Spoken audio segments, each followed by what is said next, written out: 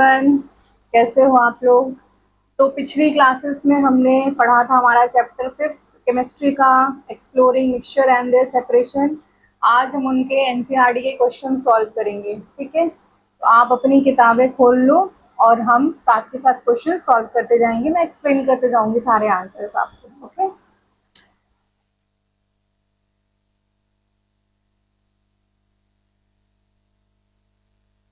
देखो आपकी जो एक्सरसाइज है उसमें आपको लिख के आ रहा है रिवाइज, रिफ्लेक्ट, रिफाइन।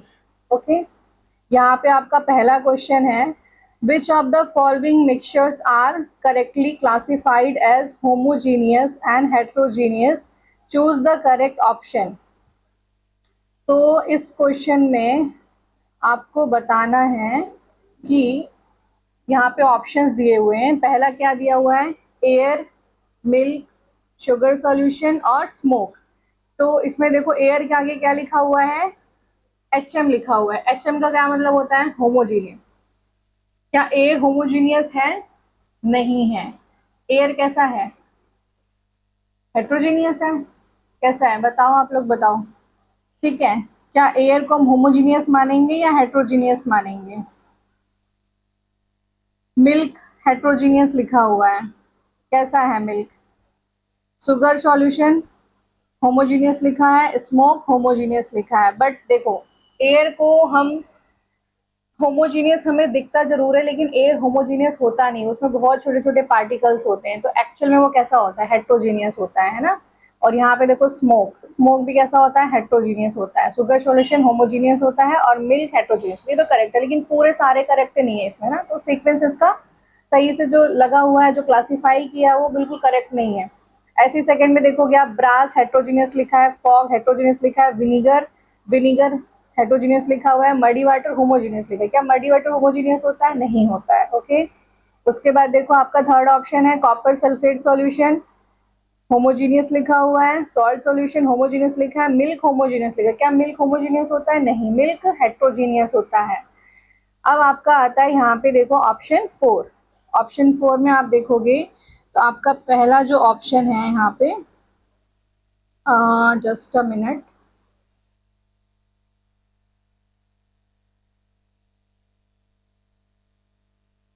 यहाँ पे आपका देखो ये फोर्थ जो ऑप्शन आ रहा है, मडी वाटर। मडी वाटर कैसा होता है, हेट्रोजीनियस होता है, तो बिल्कुल करेक्ट है।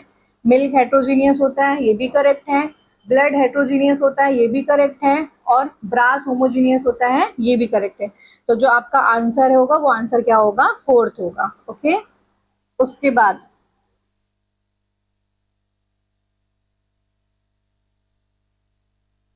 अब मैं इसको धीरे से थोड़ा सा और एक्सप्लेन करती हूँ कि यहाँ पे जो मडी वाटर है, ठीक है, क्या मडी वाटर में आपको दिखते हैं पार्टिकल्स। यस, पार्टिकल्स क्या होते हैं, विजिबल होते हैं। क्या मिल्क के पार्टिकल्स विजिबल होते हैं, नहीं होते हैं। मिल्क के पार्टिकल्स विजिबल नहीं होते हैं, लेकिन स्टिल मिल्क कैसा है, हेट्रोजीनियस है। ब्लड, ब्लड में अलग अलग सब्सटेंसेस होते हैं। कौन कौन से सब्सटेंस होते हैं उसमें, आरबीसी होता है, आरबीसी, डब्ल्यूबीसी, प्लाज्मा, प्लेटलेट्स, इतनी सारी चीजें होती हैं, लेकिन वो दिखता नहीं है हमें, है ना। तो कैसा होता है, हेट्रोजेनियस होता है। और ब्रास, ब्रास कैसे बनता है, जिंक और कॉपर को मिला के क्या बनता है, ब्रास बनता है। ओके, तो ये हमारा होगा करेक्ट आंसर, ये वाला। उसके बाद नेक्स्ट देखते हैं हम, क्वेश्चन हमारा है, choose the correct options and explain the reason for the correct and incorrect options.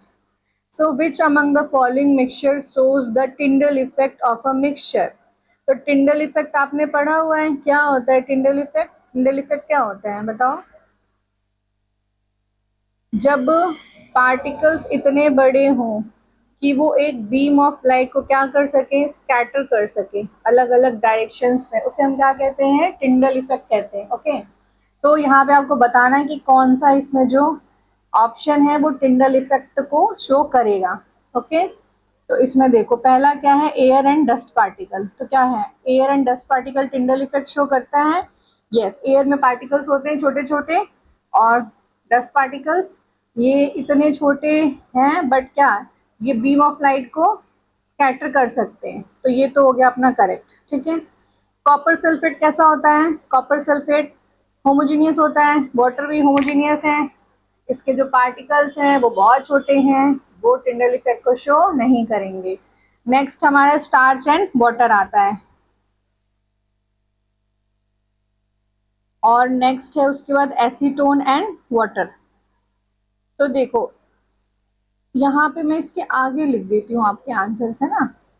देखो ये करेगा, यस, ये शो करेगा। कॉपर सल्फेट एंड वाटर जो है वो नो नहीं करेगा। स्टार्च एंड वाटर है वो करेगा, यस। एसीटोन और वाटर है, नो नहीं करेगा, कोई टिंडल इफेक्ट शो नहीं करेगा, होमोजीनियस मिक्सचर है। उसके बाद हमारा नेक्स्ट क्वेश्चन है, a mixture can be categorised as a solution, suspension और अ कोलाइड। ठीक है, तो पहले तो बात कर लेते हैं हम कि सॉल्यूशन क्या है, सस्पेंशन क्या है, कोलाइड क्या है। ऑलरेडी क्लासेस में हमने बात कर ली है। तो जो सबसे छोटे पार्टिकल्स होते हैं वो किसके होते हैं? सॉल्यूशन के होते हैं। उससे थोड़े से बड़े पार्टिकल किसके होते हैं? कोलाइड के होते हैं। एंड देन सबसे बड़ा किसका होता है? सस्पेंशन का होता है। सो utilize the words or phrases provided in the box and words and phrases may be used more than once। तो यहाँ पे ये कुछ यहाँ पे वर्ड्स दिए हुए हैं, फ्रेजेस दिए हुए हैं, इनको क्या करना है? हमें इस टेबल में फिल करना है।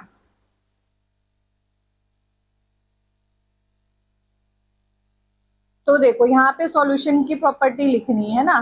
तो जो सॉल्यूशन की प्रॉपर्टी होती है वो मैंने प्रॉपर्टीज आपको क्लास में, क्लास नोट्स में लिखाई है। जो बच्चे ऑफलाइन क्लासेस ले रहे हैं उनको मैंने सारा लिखाया हुआ है। तो जो सॉल्यूशन के जो पार्टिकल्स होते हैं इनके साइज कैसा होता है? मैं दूसरा कलर यूज कर रही हूँ, ग्रीन कलर, ओके। तो जो ये देखो, small size particles less than 1 nm diameter, ठीक है। तो ये वाला कहाँ पे आएगा? आपका सॉल्यूशन का आ जाएगा। स्मॉल साइज पार्टिकल, मैं बहुत शॉर्ट में लिख रही हूँ, आप समझ लेना। आप अपनी बुक्स को खोल के बैठो और उसमें पेंसिल से आप फिल कर लो, क्योंकि यहाँ पे इतना स्पेस नहीं है। उसके बाद जो दूसरी प्रॉपर्टी होगी वो क्या होगी? देखो अब साइज की बात हो रही है इनकी, सस्पेंशन की। तो सस्पेंशन का क्या होता है? More than 1000 nm in diameter, ये वाला आ जाएगा आपका सस्पेंशन में। और कोलाइड का क्या आ जाएगा? मॉडरेट साइज 1 और 1000 nm के बीच में, ठीक है। उसके बाद आपका देखो इनके जो पार्टिकल्स हैं सॉल्यूशन के, देखो यहाँ पे एक पॉइंट लिखा हुआ है, पार्टिकल्स रिमेन इवनली डिस्ट्रीब्यूटेड। तो ये जो प्रॉपर्टी है ये किसकी है? ये सॉल्यूशन की है। और उसके बाद स्मॉल साइज वाला भी सॉल्यूशन का आ गया। लार्ज साइज पार्टिकल किस में आ जाएंगे? सस्पेंशन में आ जाएंगे। लार्ज साइज पार्टिकल के साथ ये वाला पार्ट जो हमारा more than 1000 nm in diameter. उसके बाद आपका जो सेटल डाउन हो रहा है, सेटल डाउन कौन सा होगा? जो बड़े पार्टिकल से वही सेटल डाउन होंगे। So settle down when left undisturbed. तो ये वाली जो प्रॉपर्टी है इसके साथ, ये किसकी थी? सस्पेंशन की थी। तो ये किस में आ जाएगा? हमारा सस्पेंशन में आ जाएगा। Does not settle down, settle down कौन से नहीं होंगे? इसमें देखो आपका क्या क्या है। डज नॉट सेटल डाउन आपका हो जाएगा, कोलाइड का आ जाएगा।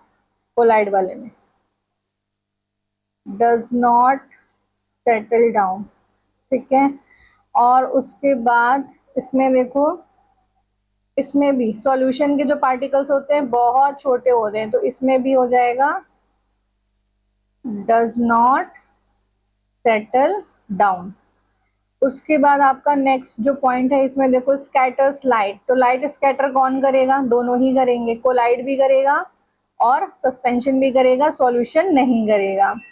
ट्रांसपेरेंट कौन सा होगा? सॉल्यूशन होगा, ट्रांसपेरेंट। सॉल्ट सॉल्यूशन किसका एग्जाम्पल हो जाएगा? सॉल्यूशन का एग्जाम्पल हो जाएगा। मिल्क किसका एग्जाम्पल हो जाएगा? कोलाइड का। सैंड इन वाटर किसका हो जाएगा? सैंड इन वाटर, ये हो जाएगा आपका सस्पेंशन का। और उसके बाद यहाँ पे दिया है can not be separated by filtration. तो सॉल्यूशन को हम ये आ जाएगा आपका सॉल्यूशन में, can not be separated by filtration. और उसमें और प्रॉपर्टीज दी हुई हैं क्या क्या, तो उसमें दिया हुआ है होमो हेट्रोजीनियस मिक्सचर। तो हेट्रोजीनियस मिक्सचर तो सस्पेंशन भी है और कोलाइड भी है, ये दोनों है हेट्रोजीनियस मिक्सचर।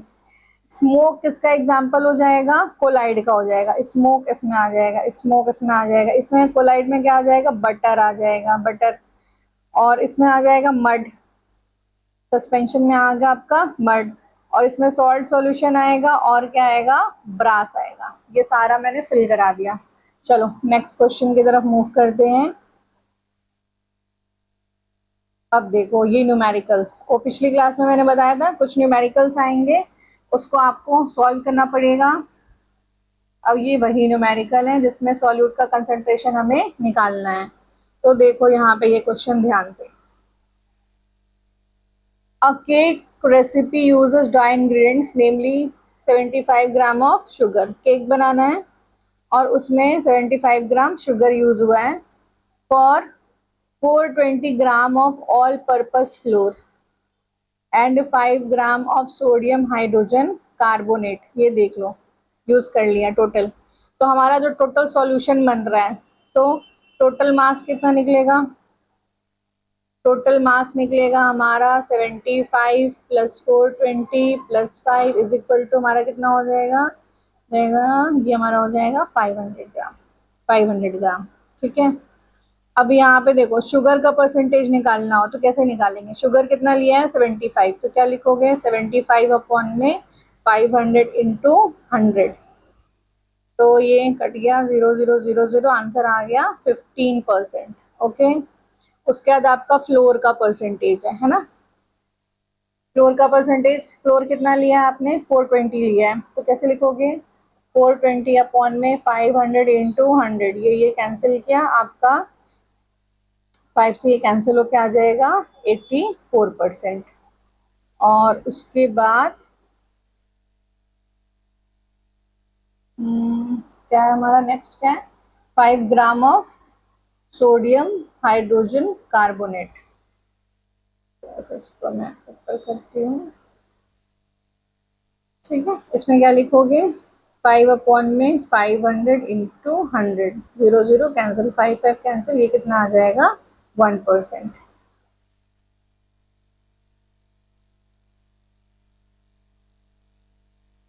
ये हो गया हमारा first question. Express the concentration of each component in the mixture using N appropriate method. उसके बाद नेक्स्ट क्वेश्चन है हमारा, a brass alloy contains 70% copper by mass. Calculate the quantities of copper and zinc present in 120 gram of brass। तो brass मैंने बताया ही था अभी आपको पिछले क्वेश्चन में कि जिंक और कॉपर को जब हम मेल्ट करके साथ में मिलाते हैं उसके बाद जो नया सॉल्यूशन बनता है उसे क्या कहते हैं, ब्रास कहते हैं। तो इस क्वेश्चन में यहाँ पे बोल रहा है कि इसका तुम्हें क्या निकालना है, क्वांटिटी निकालनी, calculate the quantities of copper and zinc present in 120 gram of brass. ठीक है। तो सबसे पहले तो हमें क्या दिया हुआ है, कॉपर का परसेंटेज दिया हुआ है। मैं इसको पहले इरेज करती हूँ यहाँ पे।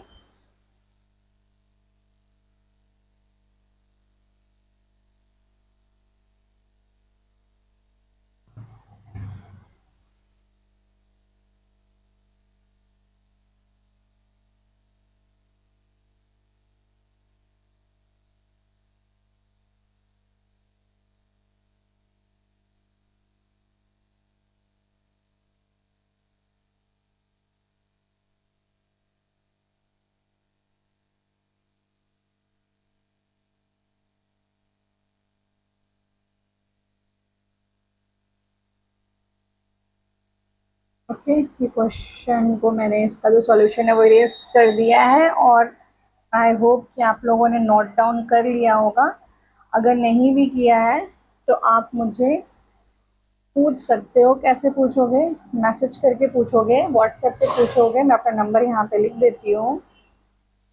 7827601375 व्हाट्सएप नंबर है, इस पर आप पूछ सकते हो, मुझे मैसेज कर सकते हो। अगर कोई डाउट है तो नोट डाउन कर लेना। और हम अब नेक्स्ट क्वेश्चन की तरफ मूव करते हैं, ठीक है। तो अब यहाँ पे देखो हमें क्या इन्फॉर्मेशन दी हुई है। हमें ये दिया हुआ है कि यहाँ पे 70% कॉपर बाई मास। तो मतलब जो हमारे पास सॉल्यूशन है उसमें 70% क्या है, कॉपर है। तो इसको हम कैसे निकालेंगे, 70/100 इंटू 120, 0 0 0 0 कैंसिल, ये आ गया 84 ग्राम। तो इसका मतलब जो हमारा टोटल 120 ग्राम ब्रास है उसमें 84 ग्राम क्या है, हमारा कॉपर है। तो जब कॉपर निकल गया तो जिंक ऑटोमेटिक निकल जाएगा। क्या करेंगे, 120 माइनस 84, कितना आएगा आंसर, 36 ग्राम आएगा। ये हो गया हमारा जिंक और ये हो गया था हमारा कॉपर। ये हो गया सॉल्यूशन आपका। अब मूव करते हैं नेक्स्ट क्वेश्चन की तरफ। ये देखो आपका है fifth question. The label on A cooking oil pack says 1 litre, मतलब 910 ग्राम, इतना ही होता है। कभी अगर आप लोगों ने ध्यान से देखा हो घर पे तेल का जो पैकेट आता है या बॉटल आता है उसमें 1 लीटर में 910 ग्राम होता है, इतना लिखा होता है, वो ध्यान से देख सकते हो आप। If this oil is mixed with water, अभी क्या कर रहे हैं, इस ऑयल को वाटर में मिक्स कर रहे हैं। Will it form a separate layer, क्या ये सेपरेट लेयर फॉर्म करेगा, यस ऑफ कोर्स करेगा, क्योंकि दोनों की डेंसिटी में क्या है, डिफरेंस है। वाटर की डेंसिटी अलग है, ऑयल की डेंसिटी अलग है। If so which substance will be on top, तो अगर ऐसा होगा तो कौन सा सब्सटेंस टॉप पे होगा। तो हमें पता है कि वाटर की डेंसिटी ज्यादा होती है, ऑयल की डेंसिटी कम होती है, तो ऑयल ऊपर रहेगा और वाटर नीचे रहेगा।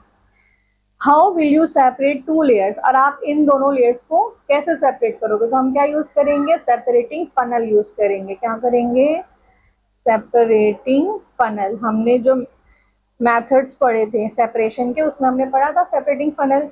Also draw the diagram on the apparatus of the apparatus use, तो आप जो भी अपैरेटस यूज कर रहे हो, मतलब यही सेपरेटिंग फनल, उसका डायग्राम आप ड्रॉ करोगे। वो मैं नहीं करूंगी, आप करोगे अपनी कॉपी में, ठीक है।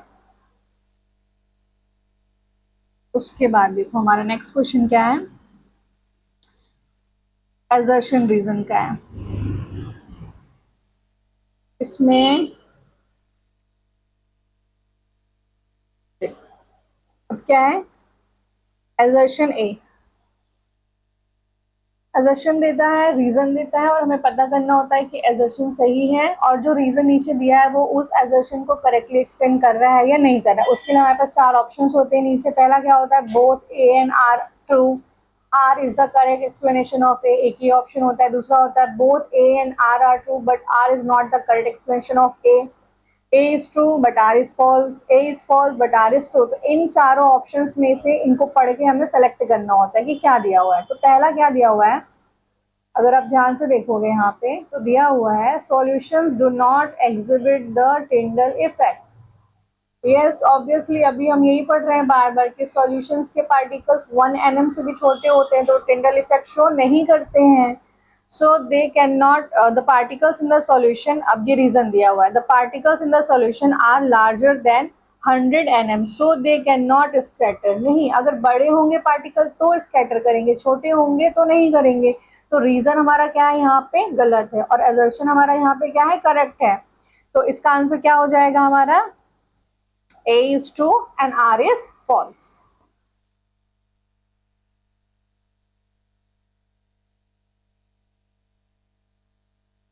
अब देखो next question, how would you separate the mixtures given in table 5.3? Mention the reasons for choosing your method. If a mixture cannot be separated, explain why. तो पहला दिया हुआ है यहाँ पे कुछ मिक्सचर्स, सेकेंड हमारा जो कॉलम है उसमें दिया हुआ है method of separation, and third column में दिया है रीजन फॉर सिलेक्शन, कि हमने ये इसको क्यों सेलेक्ट किया, इसके सेपरेट करने के लिए, इस मिक्सचर को सेपरेट करने के लिए। तो देखो पहला आपका क्या है, एक मिनट।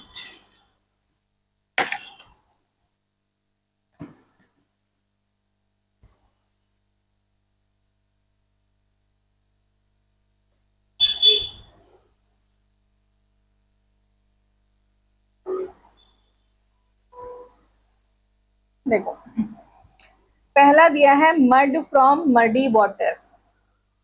तो मड के पार्टिकल्स तो थोड़े बड़े होते हैं, है ना, तो हम इसको फिल्ट्रेशन कर सकते हैं, फिल्ट्रेशन के टेक्निक यूज कर सकते हैं, क्योंकि जो मड के पार्टिकल्स है वो कैसे होते हैं, इनसॉल्युबल होते हैं। ये रीजन में लिखोगे कि जो मड के पार्टिकल होते हैं वो इनसॉल्युबल होते हैं, थोड़े बड़े होते हैं, तो उसको हम क्या कर सकते हैं, फिल्टर करके अलग कर सकते हैं। सेकेंड है plasma from other components in the blood sample. तो अब ब्लड क्या था हमारा, कोलाइड था। क्या था, कोलाइड। तो कोलाइड कैसा होता है, कोलाइड में क्या होता है, हेट्रोजीनियस मिक्सचर होता है, लेकिन पार्टिकल्स हमें दिखते नहीं है। जैसे कि सोप सॉल्यूशन हो गया, ब्लड हो गया, मिल्क हो गया, ये सब कोलाइड के एग्जांपल हैं। तो अब देखोगे इसका जो मेथड होगा सेपरेशन का, वो क्या होगा, सेंट्रीफ्यूगेशन। सेंट्रीफ्यूगेशन, क्योंकि इसमें जो कंपोनेंट हैं उसकी डेंसिटीज अलग अलग हैं। और सेंट्रीफ्यूगेशन में क्या होता है, जो लाइटर डेंसिटी की चीजें होती है वो ऊपर आ जाती हैं, और जो हैवियर डेंसिटी होता है वो नीचे चला जाता है। तो इसमें जो प्लाज्मा होगा वो उससे सेपरेट हो जाएगा। तो ये रीजन लिख दोगे आप यहाँ पे। नेक्स्ट है आपका नेफ्थलीन एंड सैंड। तो दो सॉलिड सब्सटेंस का मिक्सचर है, तो इसके लिए क्या यूज करते हैं हम, सब्लिमेशन। क्या यूज करेंगे, सब्लिमेशन। सब्लिमेशन में क्या होगा, a solid substance directly converts into vapor। बिना लिक्विड बने सीधा वेपर में कन्वर्ट हो जाएगा। तो यहाँ पे सैंड और नेप्थलीन है हमारे पास, है ना।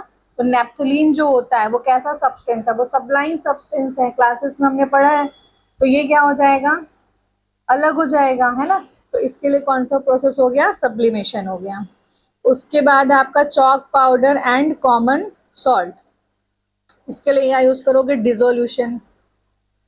डिसोल्यूशन प्लस फिल्ट्रेशन और प्लस इवापोरेशन, इसमें तीन टेक्निक्स लग जाएंगी। क्योंकि जो सॉल्ट है वो पानी में डिजोल्व हो जाएगा, और जो चॉक पाउडर है वो पानी में डिजोल्व नहीं होगा। तो सॉल्ट पानी में डिजोल्व हो जाएगा, तो फिर उसको हम निकाल लेंगे फिल्टर करके, वो सॉल्ट वाला पानी अलग हो जाएगा, चॉक अलग हो जाएगा। फिर जो पानी बचेगा हमारे पास उसमें सॉल्ट एंड वाटर है, फिर इसको इवापोरेशन का टेक्निक करेंगे, उसमें से पानी अलग हो जाएगा और सॉल्ट के क्रिस्टल अलग हो जाएंगे। उसके बाद आप देखो नेक्स्ट इसमें है कॉमन सॉल्ट एंड वाटर। ये भी इवापोरेशन से हो जाएगा, सिंपल टेक्निक है। तो समुद्र के किनारे जितने भी नमक के ढेले मिलते हैं वो ऐसे ही मिलते हैं, इवापोरेट हो जाता है धीरे धीरे पानी, नमक रह जाता है। उसके बाद ऑयल फ्रॉम वाटर, क्या यूज करेंगे, अभी बताया था मैंने पहले क्वेश्चन में, सेपरेटिंग फनल। सेपरेटिंग फनल, क्योंकि दोनों की डेंसिटी डिफरेंट है, सेपरेटिंग फनल से हम टैप ऑन करेंगे, जो हाई डेंसिटी वाला होगा वो नीचे कलेक्ट हो जाएगा, जो कम डेंसिटी वाला ऊपर आ जाएगा। नॉब को लॉक कर देंगे, दोनों चीजें अलग हो जाएंगी। उसके बाद पिगमेंट्स ऑफ द फ्लावर। ठीक है, तो वो हमने एक एग्जांपल पढ़ा था क्रोमेटोग्राफी वाला। क्रोमेटोग्राफी, उसमें वो पिगमेंट हम पेपर पे डॉट बनाते थे, पानी में डिप करते थे, जो सॉल्युबल होता था वो सॉल्वेंट के साथ ऊपर चला जाता था, तो वो पिगमेंट हो जाएगा। ओके। उसके बाद नेक्स्ट क्वेश्चन आपका आ जाता है टू मिसिबल लिक्विड्स। एक मिनट, आप लोग इसको नोट डाउन कर लो, अगर नहीं किए हो तो मैं एक मिनट के लिए इसको छोड़ देती हूँ। जल्दी से नोट डाउन कर लो, रीजन मैंने बता दिया है।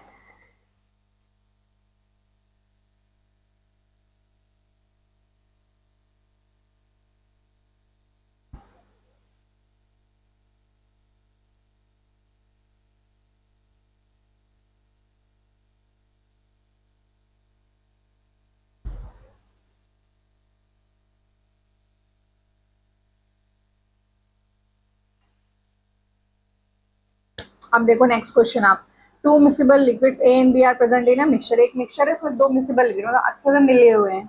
The boiling point of A 60 degree and the boiling point of B is 90 degree.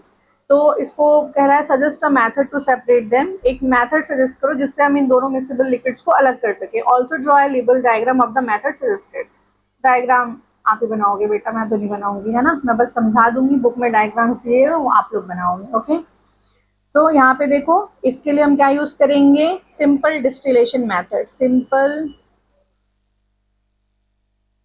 Distillation method.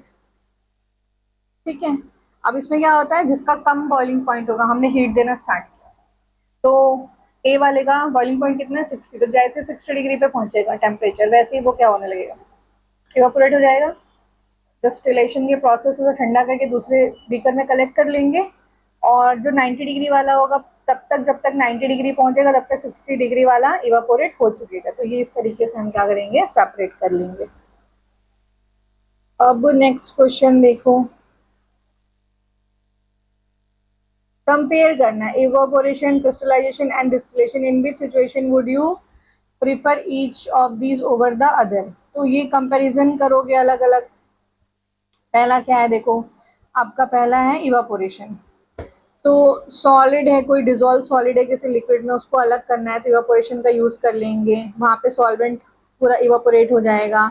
जैसे कि एग्जांपल अभी हमने पढ़ा था, सॉल्ट फ्रॉम सी वाटर, है ना। क्रिस्टलाइजेशन में क्या होगा, क्रिस्टल्स फॉर्म हो जाएंगे, उसको फिर हम बाद में सेपरेट कर लेंगे। Pure solid crystal from A solution, जैसे कि एग्जांपल कॉपर सल्फेट क्रिस्टल है, और क्रिस्टल्स को करने के लिए when high preferred when high purity is required, जब बहुत ज़्यादा प्योर सब्सटेंस हमें चाहिए होगा तब हम क्रिस्टलाइजेशन का यूज़ करेंगे। और उसके बाद है हमारा डिस्टिलेशन, तो वही है, बॉइलिंग पॉइंट में डिफरेंस होगा, उसमें डिस्टिलेशन का यूज़ कर लेंगे हम। नेक्स्ट क्वेश्चन है देखो आपका, blood is an example of a colloidal mixture. What would happen if blood behave like a true suspension inside the body? In a blood sample, identify the disperse phase and the dispersion medium. तो क्या होगा इसका answer, particles would settle down when left undisturb, है ना। अगर suspension होता, ये true suspension होता, तो इसके जो पार्टिकल्स होंगे वो क्या होंगे, कुछ टाइम बाद सेटल डाउन हो जाएंगे, और जब ब्लड बॉडी में फ्लो होगा तो वो सारे पार्टिकल्स को साथ में लेके फ्लो नहीं करेगा, तो ऑब्वियसली इंसान का लाइफ कैसे डेंजर में आ सकता है, थ्रेटनिंग हो सकता है वो, तो ये तो होना नहीं चाहिए। ठीक है, और फिर नेक्स्ट क्वेश्चन है आपका, in a blood sample identify the disperse phase and the dispersion medium. तो मीडियम क्या हो जाएगा, प्लाज्मा, क्योंकि सारी चीजें किसमें घुली हुई हैं, प्लाज्मा में घुली हुई हैं। आरबीसी, डब्ल्यूबीसी, प्लेटलेट्स, तो हमारा मीडियम क्या हो गया, प्लाज्मा हो गया, और फेज क्या हो गया, ब्लड सेल्स में डब्ल्यूबीसी, आरबीसी, और उसके बाद प्लेटलेट्स। ओके, तो ये मैंने आपको 10 क्वेश्चंस आज करा दिए हैं। आप लोगों का काम है घर पे जाके इन क्वेश्चंस को नोट डाउन करना, और भी कोई डाउट है तो वो आप देखोगे आके, उसके बाद हम जो भी डाउट्स होंगे उसको व्हाट्सएप पे आप भेज सकते हो। जो ऑफलाइन बच्चे मुझसे पढ़ते हैं वो क्लास में पूछ सकते हैं, सारे डाउट्स अपने क्लियर कर सकते हैं। और ठीक है, फिर हम मिलते हैं नेक्स्ट क्लास में आगे के क्वेश्चंस के साथ, क्योंकि बहुत सारे क्वेश्चंस हैं। Okay, all the best.